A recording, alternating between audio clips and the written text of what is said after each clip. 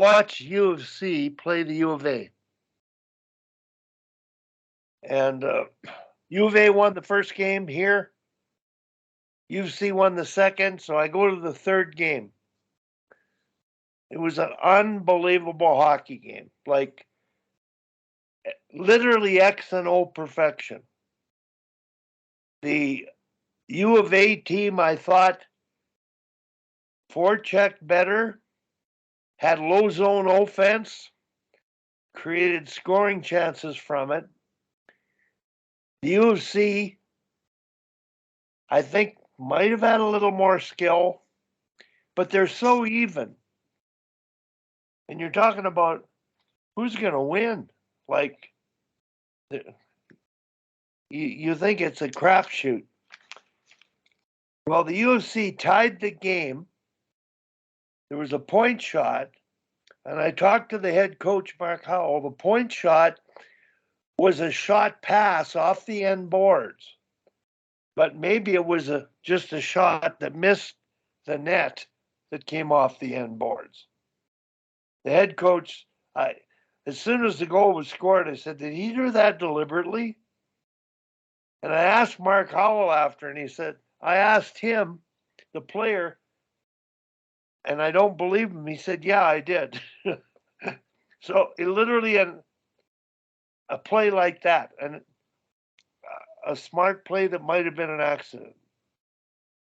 The winning goal with 2 minutes left, offensive zone face-off.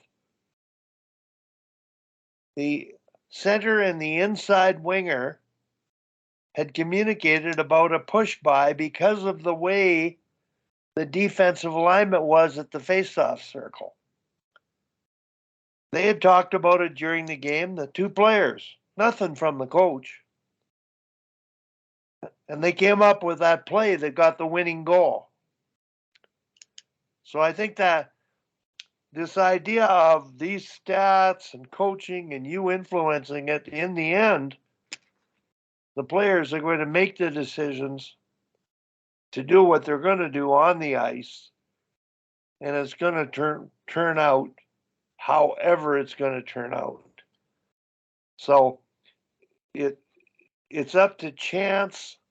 And as long as we don't interfere with the players too much, guide them and encourage them, I think that's the art of coaching.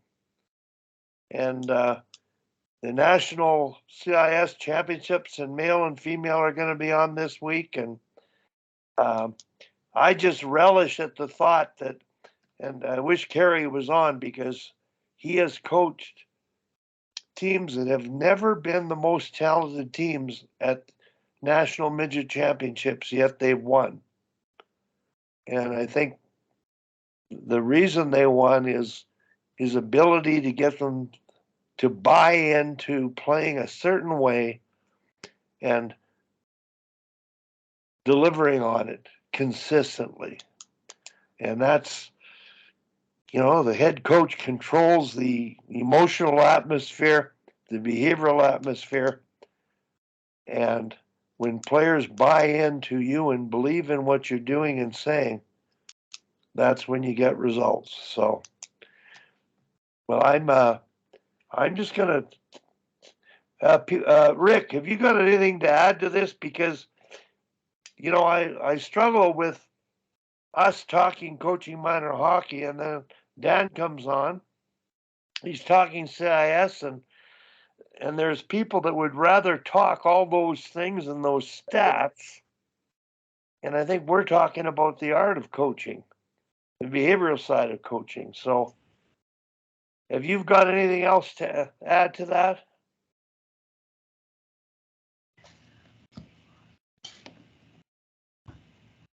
Probably not at the moment, Wally, obviously, or I'd be speaking.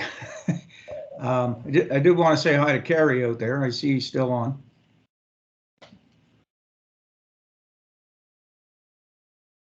From listening to what went on earlier, though, I will add, with my process that I sort of sketchily outlined earlier, with controlling the off-ice environment to a significant degree, getting into a mode of the way we do our business.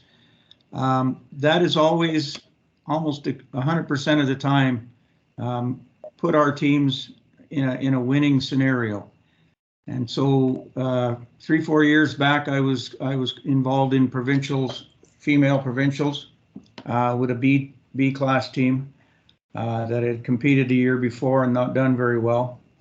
And in that year, there were 2 undefeated teams in the tournament. We were one of them.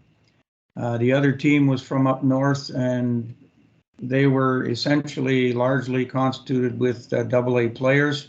They just didn't have anywhere else to play in that environment.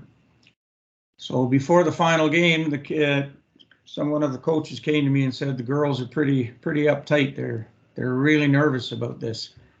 And it occurred to me that there was no reason to be nervous. So I went into them and I asked them if they were, and for the most part they agreed. And I said, what have you got to be nervous about? Did you prepare anything different for this game than we've ever done all season? No. Have we had good success preparing this way and being ready to play and play the way we play? Yes.